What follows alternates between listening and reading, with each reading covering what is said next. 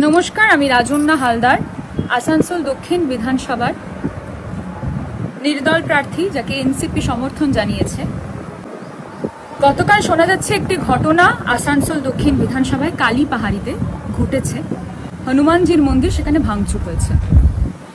প্রথমেই বলি, এই ঘটনা একজন হিন্দু সনাতনী ব্রাহ্মণ পরিবারের মেয়ে বলে নয়, একজন মানুষ হিসাবে বলি, এই ঘটনা সত্যি নক্কারজনক।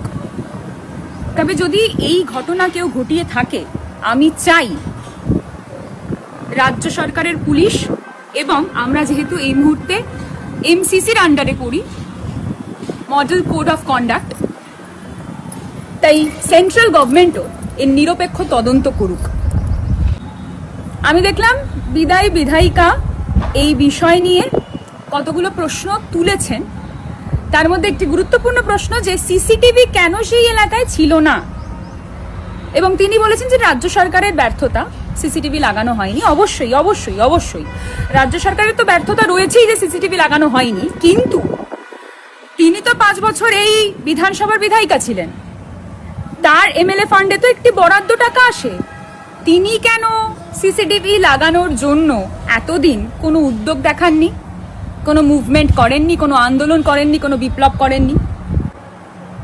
আজকে শুধুমাত্র এই বিপ্লব ঘটনা ঘটে যাওয়ার পর যখন রাস্তায় সংগঠিত হচ্ছে, এবং শুধুমাত্র রাস্তায় আন্দোলন সংগঠিত করার বিষয় নয়, সিসিটিভি নিয়ে তিনি বিগত 5 বছর অ্যাসেম্বলির একটা সেশনেও কি 0.01% শব্দ খরচ করেছেন? তিনি করেননি বলেই তো আজকে এরকম অবস্থা, এরকম সমস্যার সম্মুখীন হতে হচ্ছে মানুষকে। এরকম অনেক বিষয় কিন্তু তিনি আন্দোলন করেছেন, কিন্তু তার কোনো সঠিক ফলাফল, সঠিক কিনারা হয়নি। উনি তো প্রশ্ন করেছিলেন যে ইল্লিগাল বালির খাদান নিয়ে, এই যে ডাম্পারগুলো ইল্লিগাল ভাবে যাবে বালি তুলে নিয়ে রাস্তা দিয়ে, তার সঠিক পারমিশন আছে কিনা সেটা নিয়েও তো প্রশ্ন করেছিলেন। কিন্তু তারপর কেন এখনো পর্যন্ত 5টা বছর চলে যাওয়ার পরও এই ধরনের ইল্লিগাল অনৈতিক বিষয়গুলো চালু রয়েছে আসানসোল দক্ষিণের মুখে? এটা আমার প্রশ্ন। আমার প্রশ্ন শুধুমাত্র প্রমাণ ছাড়া হবে এরকম তো না, আমি প্রমাণটাও এর সঙ্গে দেখালাম। আপনারা দেখতে পাবেন আমি দুটো চালানের ছবি দিয়েছি।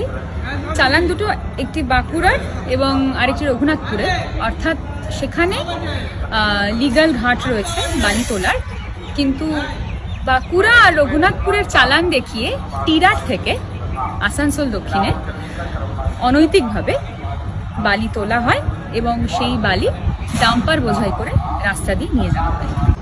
বিগত 5 বছর আসানসোল দক্ষিণের মানুষ আপনাকে যে সুযোগ দিয়েছিল, তা কিন্তু তৃণমূল কংগ্রেসের ব্যর্থতার জন্যই।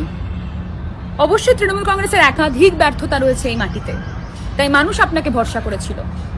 আর আজকে ঘটনা ঘটে যাওয়ার পর আপনি যখন রাস্তায় নেমেছেন, তাহলে ঘটনাটা ঘটার আগে এই সঠিক বিষয়গুলো আপনি কেন অ্যাসেম্বলিতে একটা সেশনেও তুলে ধরতে পারেননি? আজকে আপনার সিসিটিভির কথা মনে পড়েছে, বিগত 5 বছরে আপনার সিসিটিভির কথা একবারও মনে পড়েনি।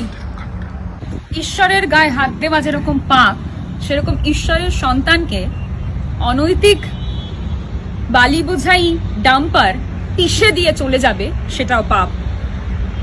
তাই আমি বিদায়ী বিধায়িকার কাছে এইটুকু অন্তত আজ জানাতেই পারি,